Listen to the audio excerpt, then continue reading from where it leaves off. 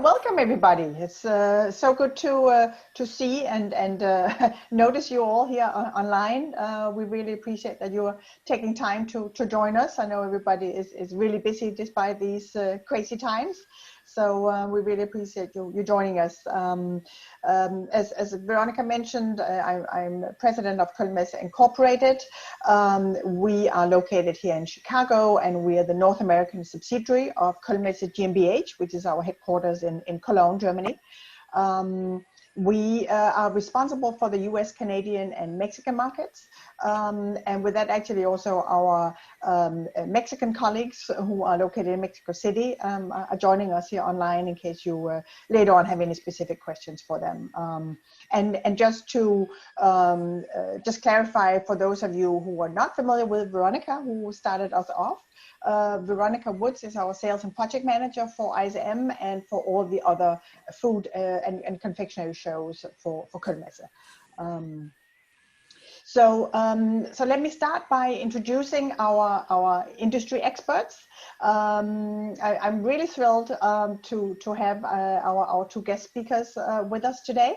Harry Hoffman is Executive Vice President of Flix Candy and Imaginings 3.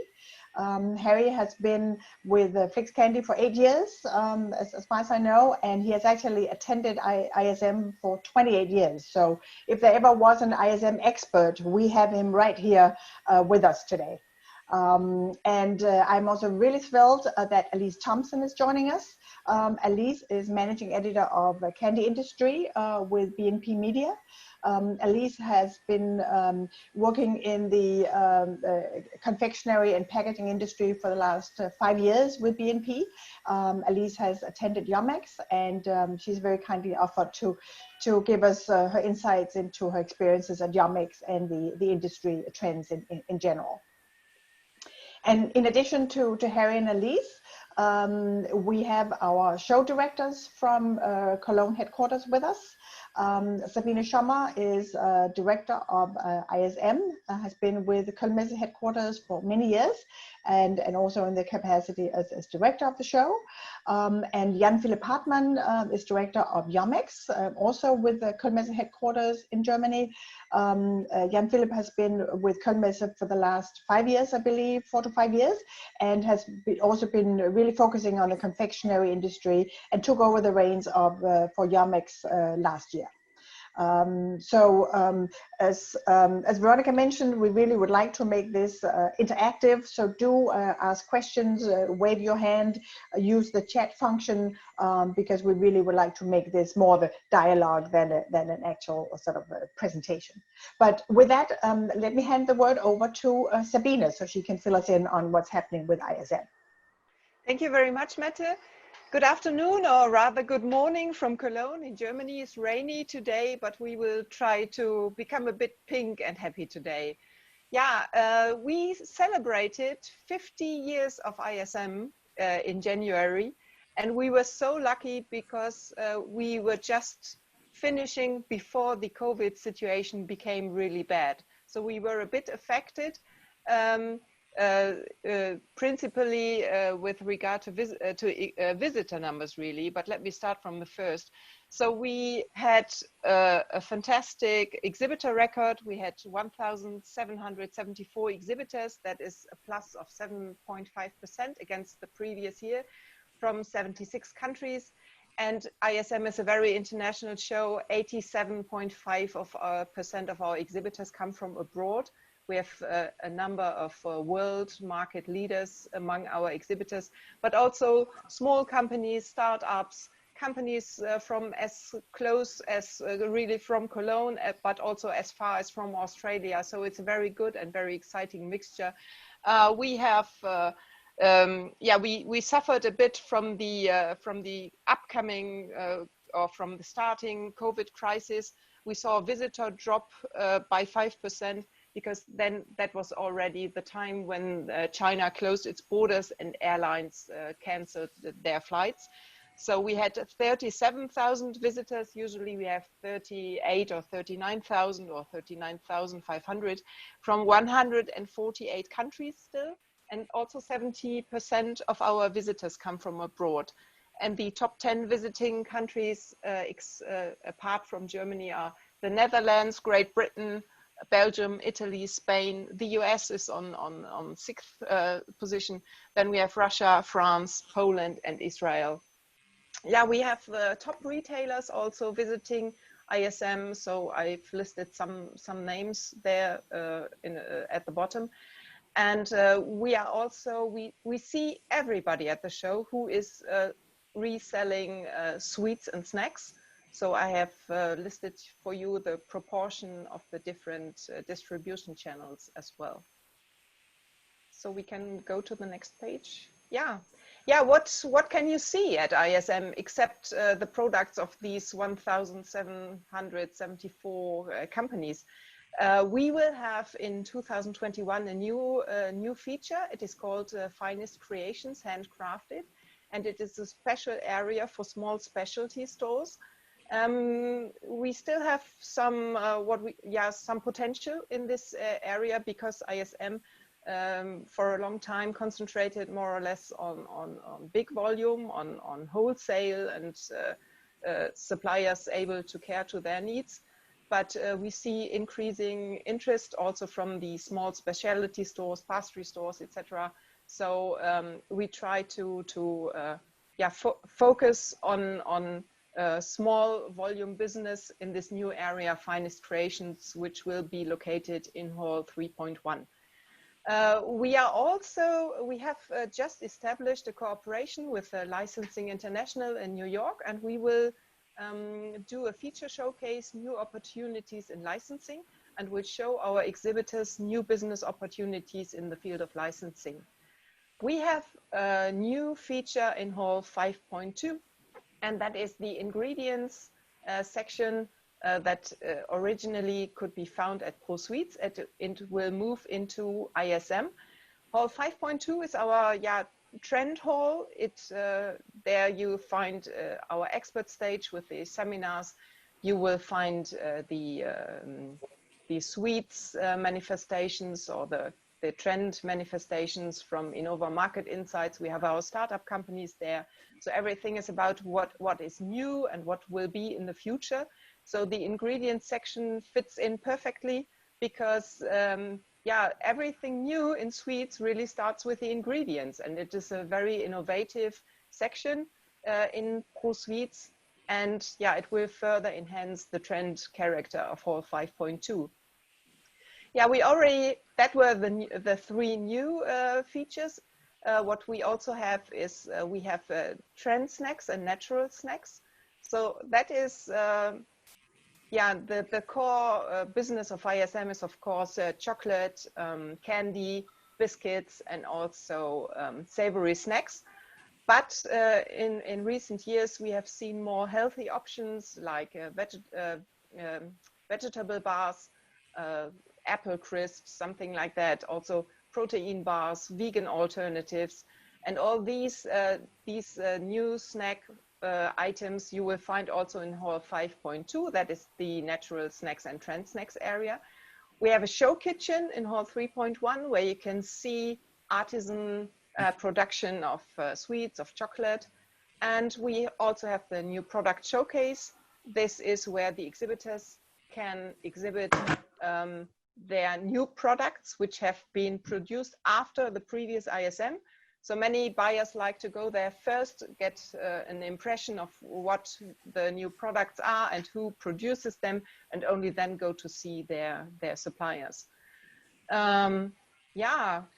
Veronica has listed many additional features. So we have all the global retail and wholesale chains visiting ISM. We also have the largest selection of private label sweets and snacks manufacturers. Another decisive figure is really that 90% of the ISM visitors are decision makers. We have a high level management at the booth. So very different from other sweets fairs where you usually have the national representatives at the booth. At ISM, you find the CEO when you would like to talk to him. We have a halal showcase for those interested in the halal business. and we have a bean to bar pavilion, and yeah, I think that's more or less everything I would like to share with you about ISM. Yeah, current status is, yeah, in spite of the present difficult situation, we had our early bird deadline on the 31st of May, and we are only 10% behind last year's sales figures, which in these difficult times is really an extraordinary result, and we are very, very happy. So we have applications now from 55 countries already, many of them outside of Europe, also, for example, from Guatemala, from Colombia, from the USA, of course, from Canada, from Brazil, from Iran, from Saudi Arabia. So it's a really international show, and many market leaders have already confirmed. And we are very, very optimistic about being able to deliver a really good ISM. Maybe not exactly the same size like in 2020, but it will be a very good and very international and very attractive platform. Yeah, what will we do to fight COVID-19? Yeah, I think in fighting this pandemic, space is a key issue, and that is what we have at the fairground. We do have a lot of space, so we will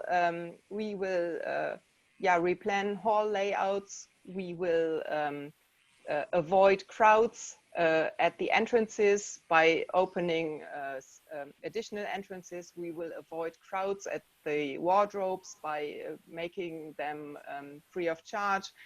So, and of course, we will implement the cleaning protocol. We have sanitizer stations, masks. We will Mette, wir werden öfter putzen, diese ganzen Treppengeländer und alles. Mm-hmm. Yeah, so we're going to introduce very rigorous cleaning on a regular basis, also of the staircases and escalators and yeah, all the common areas, as well as catering, restroom facilities, and so on. Yeah, thank you very much. So, and in case that situation, what nobody hopes, is getting worse again, there is a 100% refund guarantee in case of cancellation or postponement of ISM 2021. But situation, I think, well, there are some countries still struggling. India has not yet seen the climax. Europe is getting back to normal. We are opening our borders again. So up from mid-June, free travel within the EU is again possible. And we are very hopeful that the situation in all the countries worldwide will have got back to normal by January next year. Yeah, that's all. Thank you. Well, thank you very much, Sabine. I think that was very, very interesting and so encouraging that the numbers are looking so good for next year. We are very much relieved, really. But we really make the experience that many people say it's so good to have a platform again. We have already worked on our orders. We need fresh orders to really employ our staff, and we look forward to seeing our customers again in person. You can do a lot by Skype or similar tools like we do today, but the personal meeting face to face is still very, very important. Absolutely. So do we have any questions at this point in time before we move on to yummex? It doesn't seem like it. Maybe just mention briefly, I know it came in through the chat also, and Darren already have it out there. We will be sharing this presentation. You will get all the information. We'll also be sharing the video. And yeah, so don't worry about it. You'll get everything. You'll have all the info. So maybe we can, Jan, are you there? Yes, I am. Okay, so maybe Jan, you want to take over? Yes, I want. Hi. Yeah, hi everyone. Welcome. A warm welcome from my side as well. Thank you for joining our sweet webinar today. As Sabine did, I will start with a little review of yummex 2019. In 2019, yummex has been re-co-located with Gulf Food Manufacturing and with Prime Expo, which is the private label and licensing trade show for the Middle East. And this, again, re-co-location, we've been together with Gulf Food Manufacturing until 2016 before. This re-co-location led to an all-time visitor high of over 9,000 visitors, which made us very happy, obviously. And the majority of these visitors came from the UAE, also from Saudi Arabia and from India and Pakistan as well. So you can see that by joining yummex, you do not only reach out for the Middle East, but also for very important neighboring markets. And this actually accounts for the African markets, the sub-Saharan African markets as well. Over the last couple of years, there was a constant growth from these markets and regions, but in 2019, we have witnessed a significant increase in visitors from the sub-Saharan markets, which shows us that the investment we spent in media coverage in these regions is money well spent. I think there's a lot of potential in the African markets, a lot of demand, high demand, especially for confectionery products, and we are very happy. We are very happy that that we have a reach out to the African markets as well. So we keep on investing in these markets. We really want to make yummex not only a MENA region event. We want to make it a MENA region, India, Pakistan, and also Africa. So yeah, in general, I think I can say that yummex 2019 was a real success, a really great event. And most of the exhibitors were very happy about their on-site results and also about the post-show results. And yeah, of course, I guarantee you that we keep on going in exactly this spirit, make yummex even better in 2020, which I will tell you something about right now.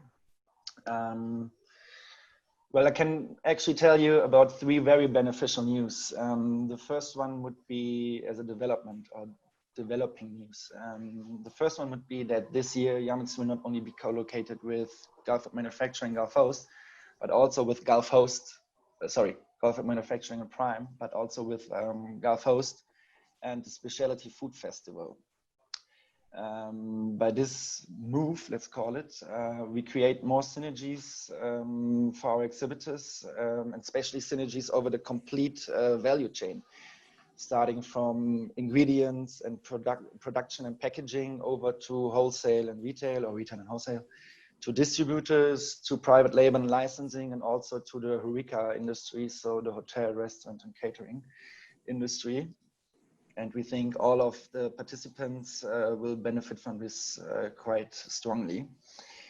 The second news is, well, you know, I cannot really make it completely official yet, but I can already mention this year, Köln Messe and Dubai World Trade Center mutually, and just recently decided to invest in a hosted buyer program for the very first time within this joint venture between Köln Messe and Dubai World Trade Center.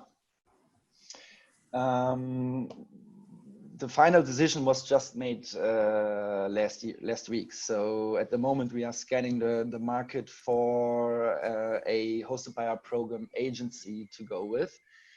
In general, you can say that Dubai World Trade Center is actually very experienced with organizing hosted buyer programs. So I'm very confident actually that we'll successfully manage to invite top buyers from the MENA region, from Pakistan and India, and also again from Africa. Until this has not been really set up, I want to keep the information a bit back, or however you say. But we'll share this information once this decision has been made, and we'll keep you posted about this for sure. The third good news is that yummex will be moved to Sabine halls 5 and 6 this year, and therefore closer, or one hall closer to Gulf Manufacturing and Gulf Host, right at the main entrance to the Sabine Hall. So you can see it there in the right corner, the hall plan. The right crossover from Gulf Host to yummex is the one which is being used the most, and we are located there right at the entrance. So Franz, you have seen the proposal I've sent you. You are like the American Pavilion will be located right in the middle of the show, next to the entrance, actually, or very, very close to the entrance, right at the main aisle. So I think this is very good news for you as well. All right, let's talk about the current status. Well, it's not that positive as with ISM, obviously, since we are well still taking place this year.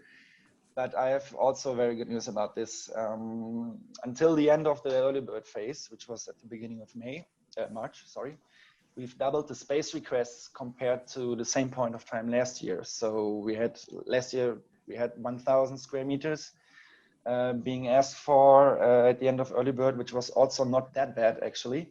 But this year we had 2,000 square meters being requested.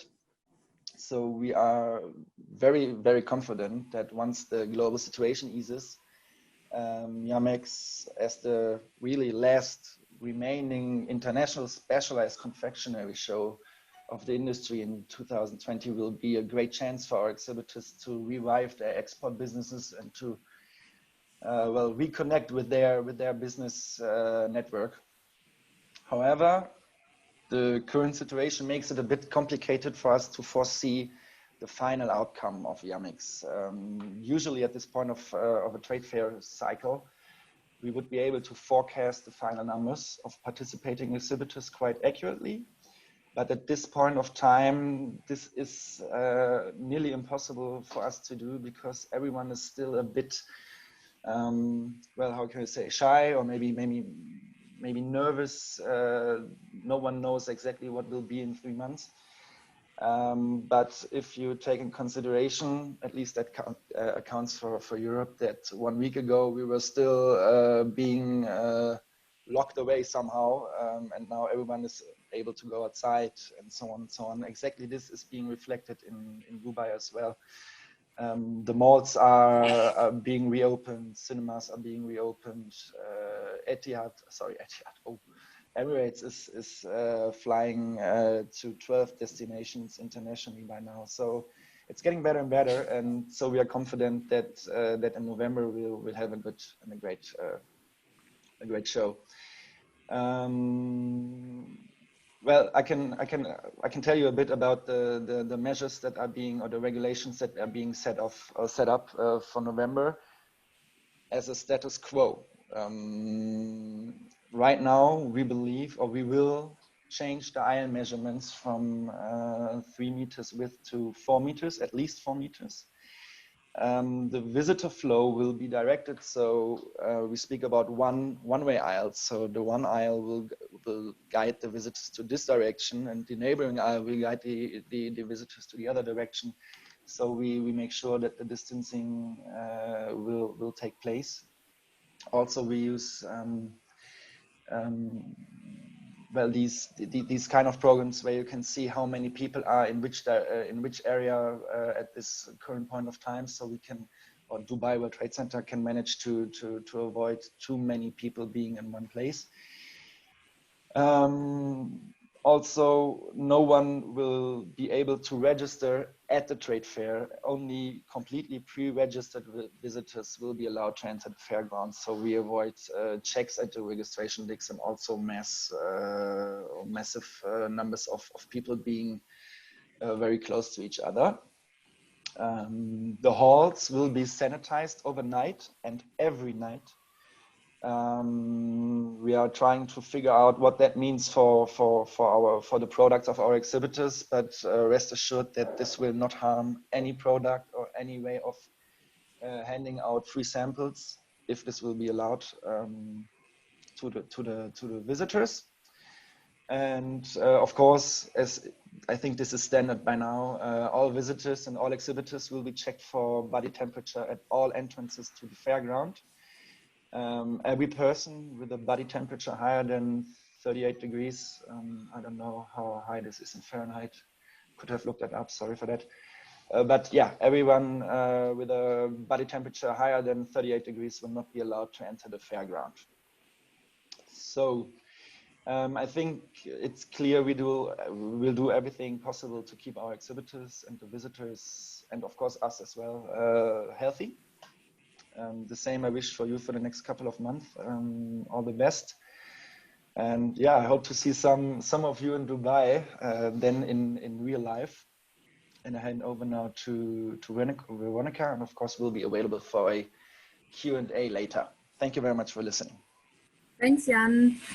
Before we want to switch over to the speaker, to our guest speakers now, I just wanted to let you know we do have a question for Sabine, but let's hold that for later. It's about when space information will be sent and how the hall layouts will differ. But you know, in time, because of the time constraints that we have, I thought we'll continue for now. And I saw that our travel agent also joined up. So if any of you have specific travel questions, feel free to mention them or to ask us. And yeah, so I hand over the mic to Harry. Harry? Yeah, hi, Veronica. Hello, everybody. Thank you for having me. I just wanted to say thanks to Veronica and Mette and Sabine and Jan and everybody on the team for putting together this program. You know, they've asked me to speak a little bit about my experience with ISM and to be available for any questions and to help anybody understand the experience. And I'm happy to do so. Also, just want to wish everybody the best and hope everybody is okay and their businesses and their personal lives are fine during this turbulent time. It's very challenging and even more important for the need for communication like this internationally to make sure that we're all up to speed on the important ISM role in our businesses. So that being said, qualifications, you know, 27 years makes me sound old. And in fact, it's I am a little bit old, but I've watched ISM and experienced ISM over these decades, and I've been very privileged to be part of the growth of ISM. When I began going to ISM many years ago, it was primarily for ideas of what products were happening globally, what other companies were doing. Then we started importing goods from South America in particular. And I can remember it being our goal to negotiate our price down for the two products that we imported, because if we got a penny off the product, it would pay for our airfare and our hotel. So it was a very focused experience many, many years ago for the companies that I've been participating with the show with. It has changed dramatically over the years for me and for the companies that I've represented. It has become a resource for us for so many avenues of our business. So I can talk a little bit about them.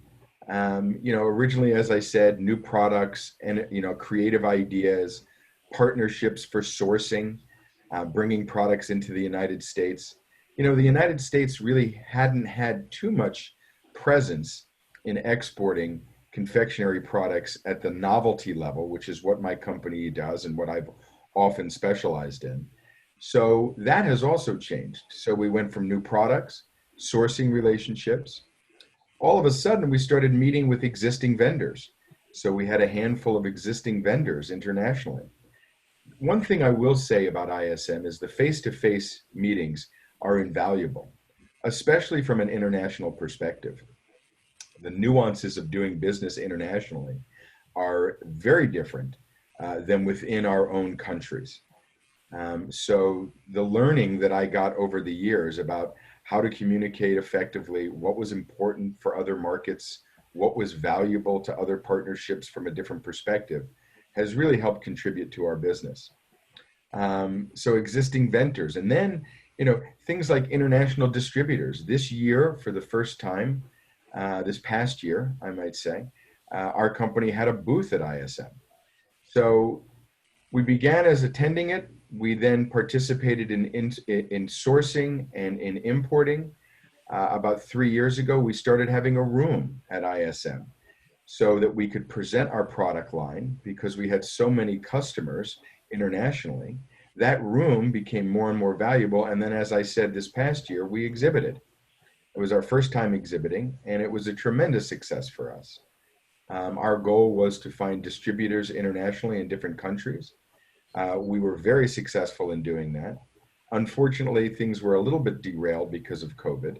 So, our hope is that the relationships that we began as a result of ISM last year will continue.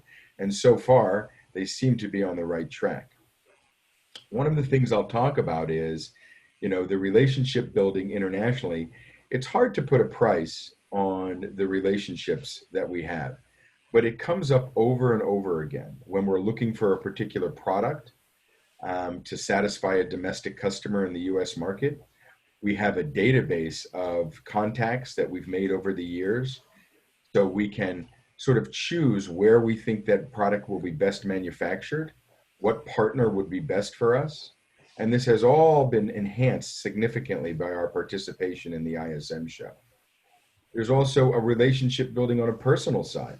Some of my best friends in the industry have been based on our ISM relationships, spending those particular week or 10 days with them.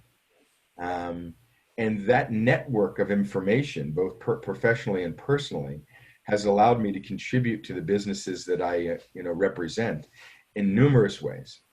The other piece I think that's important to recognize for my business is we're a very, very strong licensed company. Licensing is challenging when you try and do international business. So it's been very helpful to find out who the licensing partners are internationally for the brands that I represent domestically, and to be able to communicate with them about what products they're doing, what tooling or manufacturing capabilities they have, how can we share in those investments, and then that also contributed to our ability to export our licensed goods. Exporting licensed goods is a big challenge because you have to find the right partners. Going to ISM allowed us to see and experience all of the partners, or a good portion of those partners, that had the licensing rights and distribution rights for their territories.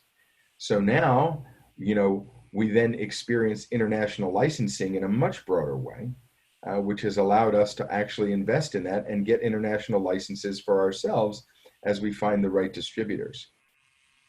One of the things that Colmesse has done so well, and the organization there has done so well, is to support us in the growth in our experience, whether that was initially with just attending, the VIP capabilities, so that we could have places to meet with our distributors and our partners and our vendors, the rooms that we were able to set up in order to show customers, and then now recently our first foray into our booth.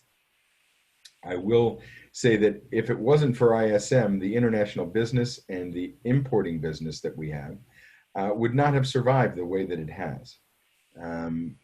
This is why I have attended every year, even through several years when certain individuals or certain financial restrictions were placed in the companies that I work with. We valued this show as the #1 show for our international and our growth. Of course, we have the NCA show, which is an incredibly important show, being a United States company. But this show broadens our capability and our reach to so many marketplaces, gives us a touch point to understand globally what we can derive from the global market, but also what we can provide for the global market. It's also been, you mentioned briefly about private label. Our private label business has grown astronomically based on the contacts that we've gotten from the international business and understanding where people are coming from and where they're going. Another point which is interesting would be trends. It's hard to put your finger on trends. People try and do it all the time. But I always walk the ISM show at least 2 or 3 times when I attend. The first time is usually to hit the important partnerships that I have, make sure that I touch base with the important clients and or customers that I have. The second time is usually to find new suppliers, interesting partnerships that are able to service the very specific goals that I have for that show. If I'm looking for a particular type of product, a particular format, or a particular region. And then the third time I try and walk that show with a very open mind, sort of looking for various trends, less specific. What types of packaging are people doing? The trends of healthy foods, the trends of snacks, and how can I open my mind to what's happening in a much broader way? And I find that that's always one of the most interesting ways to walk the show, because that's where I find new thought processes that come up for me in reference to things that I see. I'm far less specific at that time. So at first we used to come for 2 days, and then we started coming for 3 days, and then we started coming for the full length of the show. Now I set up meetings before the show in nearby countries. I visit the show, and then I set up meetings for countries nearby or partners after the show. So it has grown from a 2-day trip to literally a 10-day trip for me. And it is my hope that the upcoming ISM we can figure out, and that the global crisis right now will calm down, and that we can maintain this touch point, and we can maintain the benefit of the ISM show. I am excited about yummex.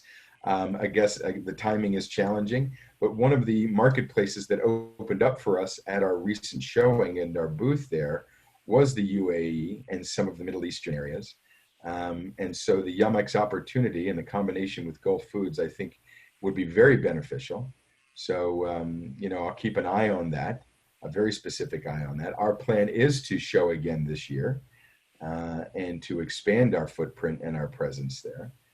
And of course, the wonderful town of Cologne has always been great hosts to this, which makes it all the more interesting and fun to go back and revisit the same areas. It feels like a home after so many years. So my general take on the ISM show is it is an invaluable asset to my business and to the businesses that I represent in areas of new products, in customers, in sourcing, partnership with existing vendors, international distribution, relationship building, private label, and of course, trends and licensing. And I will say that if there is one show that I think it's very important in the international confectionery and snacks business to maintain, it would be the ISM show. So I'm happy to answer any questions and participate in any way that anyone would like after the meeting in our question and answer session. And of course, if anyone has anything they want to follow up with on this show or any other issue in the confectionery business, my email is on the handout that will be given to us and on the presentation, and I support that and any communication I can add value to. So my best to everybody. I'm here for anything. Thank you very much for having me, and I truly appreciate the opportunity to support this very, very important trade show. Well, thanks so much, Harry. That definitely makes us feel like all warm and cozy and happy. So just a reminder. Yeah, you see the broad smile on my face. Thank you so much. It makes me very proud. So just a reminder, we will be sharing the video record of the audio recording also with the presentation. And as we are getting a little close with the time, I'm just going to hand it over to Alyse. Alyse, go ahead. Good morning or good afternoon for some of you. Thank you for including me on this. I was really happy to be included. Kohnmesse has been a really great partner for us in candy industry, so I'm happy to do it. As you all mentioned, I attended yummex in November of 2016, so it's been a few years, but it was definitely a really great experience. I actually started at candy industry in 2016. So I had only been in the industry and at the publication for a couple months before going to Dubai, and it was really the first international trade show I went to, but it was also the first traditional trade show that I went to. So it was a bit of a baptism by fire, but it was great. I couldn't have asked for a better experience there because it really gave us good exposure to the international confectionery industry, in particular in the Middle Eastern and North African markets. I met a lot of representatives from companies that I wouldn't otherwise, and especially yummex has such a great focus on the Middle East and North Africa, and no other show has that specific focus. So I think that's really important, especially given the growth that is coming out of that region. I met with manufacturers from the UAE, from Turkey, from Lebanon, from Egypt. So it was really interesting to be able to get their perspective. And my role is a little bit different from Harry's as a buyer and exhibitor. As a member of the press, I'm more of an observer. So my job is to learn more about the products that companies are introducing and identify trends, as difficult as it may be. Some of the things that I noticed in Dubai was that even that Jan Philipp included in his presentation, there's an increasing interest in healthy products from low sugar to natural colors and flavors. And that was, of course, 5 years ago, but that's still happening now, of course. There's a real interest in premium products and luxury products in the Middle East. If you take the metro in Dubai, you'll drive past all the luxury car dealerships and all the luxury stores in the malls. So that definitely applies to the confectionery industry, looking for premium ingredients, premium packaging. And so I definitely saw a lot of that while I was there. Also, as Jan Philipp mentioned, one of the good things about Yummex is that it's co-located with other shows. So you can definitely get a lot of bang for your buck, as they say, while you're there, since it definitely is a long trip for some people. I attended the special food show while I was there. So it was great to see things going on outside of the confectionery industry, but still within the food industry, because a lot of those same trends can apply. And Dubai itself is a great city to host a show like this. It's centrally located in the Middle East. It's beautiful. There are plenty of things to do after the show. And it's really easy to navigate, especially with the metro system it's really clean and easy to navigate. And I would definitely recommend it to anyone who's interested in that market. It was just a great experience. That's all I can say about it. But I would definitely recommend it to anyone who's looking to break into the Middle East or North Africa, or even internationally overall. It's definitely a great window to the international confectionery industry. So I'm happy to answer any questions that folks might have, but or even after the presentation, my email is listed there as well. I'm happy to do anything for Messe, because you all have been great partners to us, and so happy to return the favor. Thanks so much, Alyse. We do appreciate it. So we're running a little late, but I hope you guys still have time and can stay with us. Those that have to leave early, as I mentioned, we're going to share the presentation. There was one question come in earlier, a little bit on ingredients and things like that. I think I heard in one of the webinars I recently attended that collagen, CBD, and essential oils are pretty important for snacks and confectionery, so just to throw that in. We're going to have, of course, some, exhibit options that both Franz and Franz is my co-worker who works on Yummex, and me on ISM. We would love to, connect with you. If you're interested, just give us a call afterwards. You'll have our telephone numbers and emails on the presentation. Sorry, I'm a little bit of a fast speaker, but yeah, now I would just like to really open it up to the floor, and then maybe give it to Sabine. Sabine, the question that came from Andres about the how exactly the halls might change and when the confirmations for ISM will come out. He's actually one of our Mexican exhibitors. So thanks for the question. Go ahead, Sabine.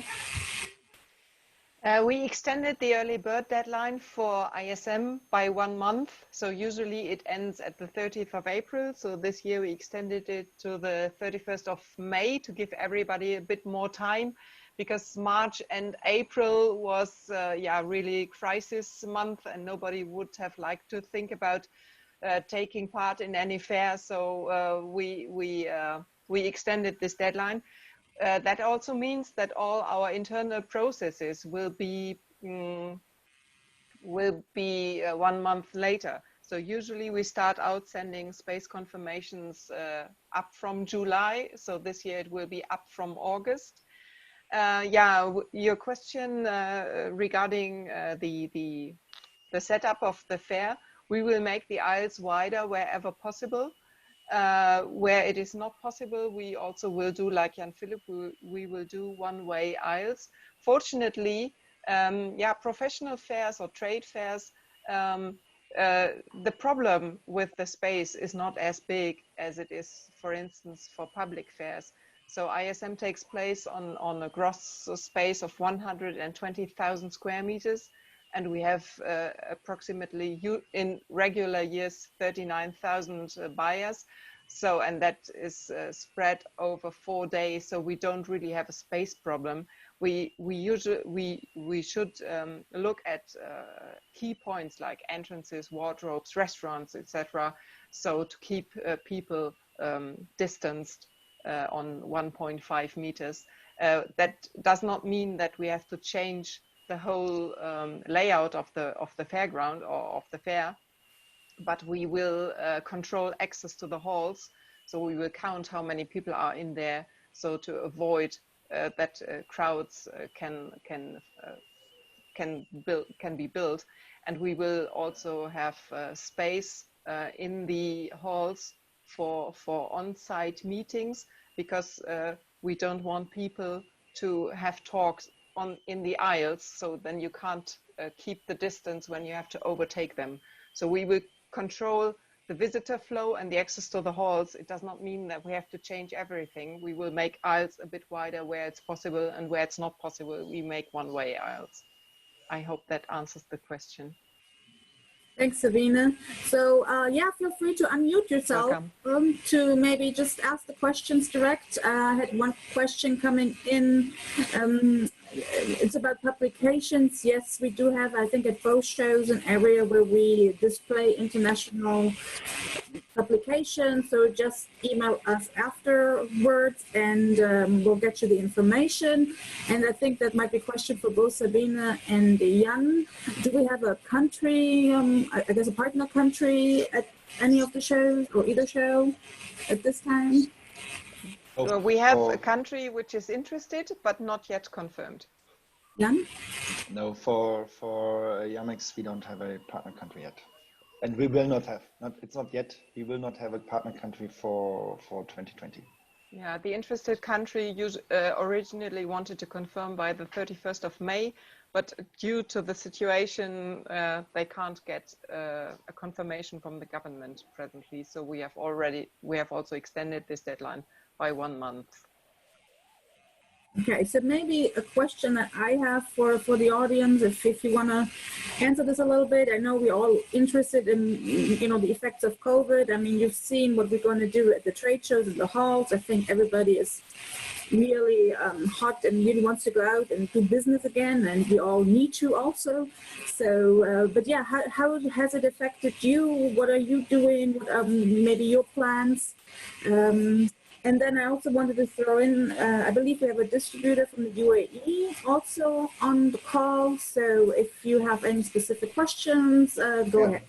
Maybe I can take over from on the yummex part. I have Mazen Kodai from Gast, who was so nice to stand by for this late call in the evening. And I do have some questions for him, which came up as we talk.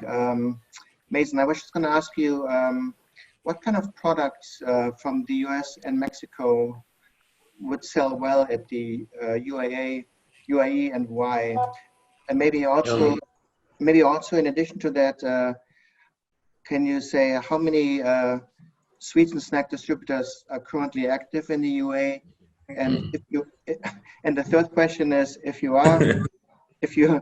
represent UAE, can you also represent in other regions around in other neighboring countries? Good evening, everybody. Now it's about 8 o'clock in the evening in Dubai, so I will make it very short. As I will go to your first question, the American and Mexican product. We need in Dubai currently the need now for healthy product. Market is overflooded with product already overflooded from all around the world. The trend, to my opinion, is more healthy and innovation product. This is the first question, I think. And the second question was how many companies are distributors are based in Dubai? or UAE.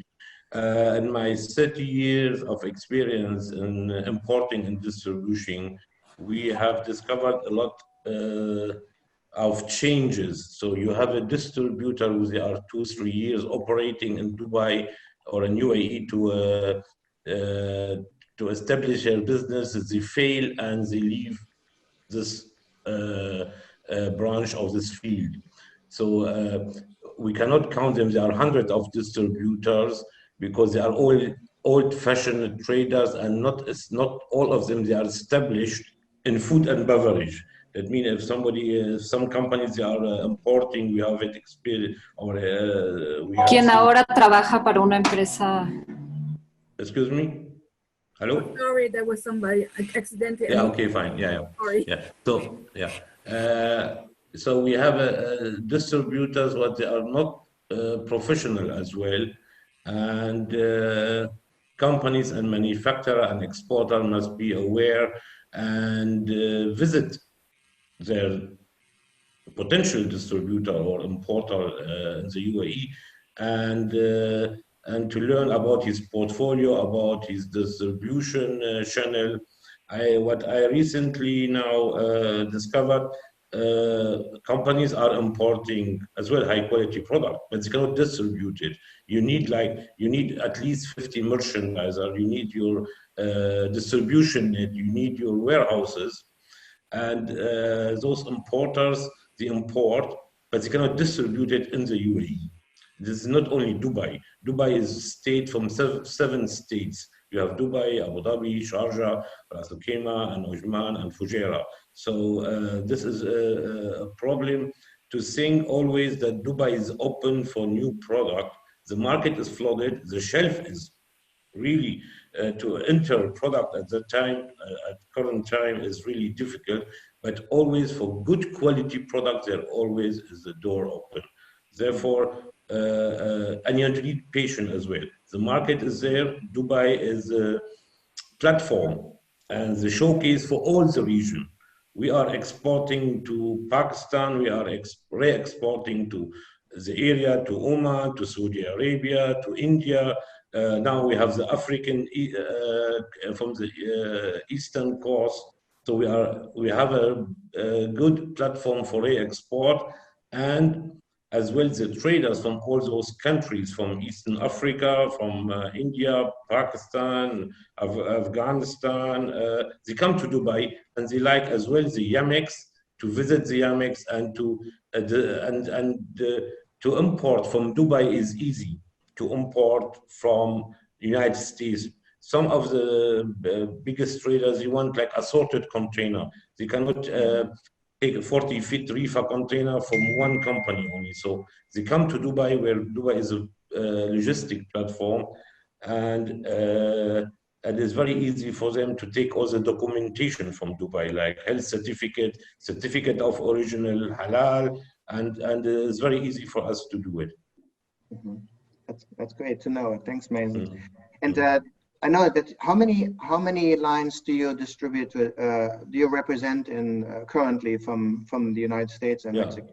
Yeah. No, from the United States we have in general we are importing and we represent 31 companies, but there are Germans, Belgium, France, American, and we search very carefully for a new potential product, what are high quality, and the value for money must be there as well. Okay. Good. That was very helpful. Thank you, Mason. Yeah, welcome. I had one question come in from Sebastian. It's for yummex. I think I can answer it in parts. So the early bird for our North American pavilion, which has prime location, is actually still going on. It's still open, so you can always contact Franz.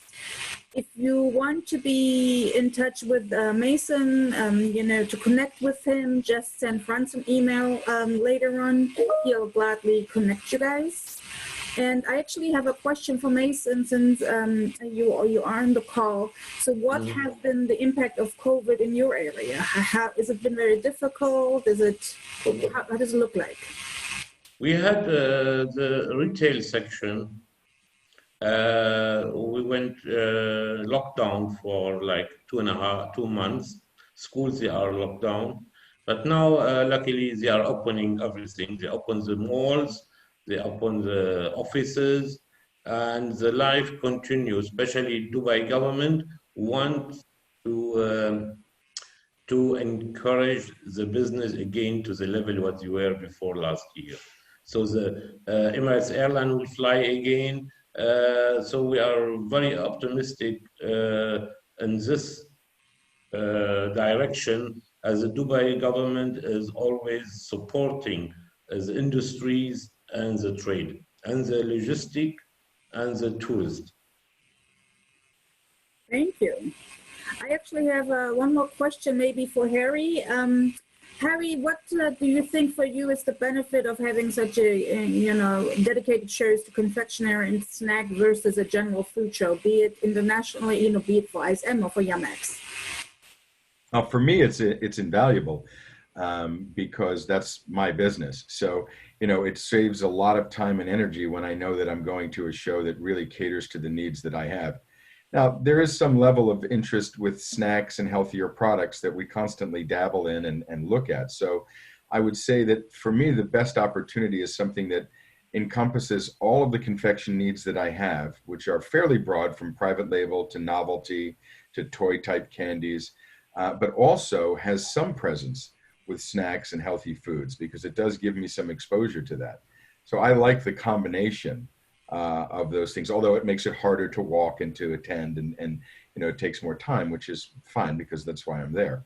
So, but the focus of confection for me is really, really important for the myriad aspects of my business. I will comment while I'm speaking on the COVID situation. We have a fairly unique perspective because of our international business. We're in over 40 countries, which for us is a lot, and that is in a relatively short period of time. But it's a very interesting thing to be able to look at the wave, if you will, of where this pandemic is happening. Certain countries that we deal with are opening back up, and I'm starting to see orders being placed. I'm starting to see development happen, and certain countries are starting in the process of shutting down. Whether that's the Russia market, the South American market, whereas the UK and some of those markets and Europe are beginning to open up. It gives us an opportunity to be able to not have too much anxiety, because we're starting to see that there is an ebb and a flow to the way that this is affecting marketplaces.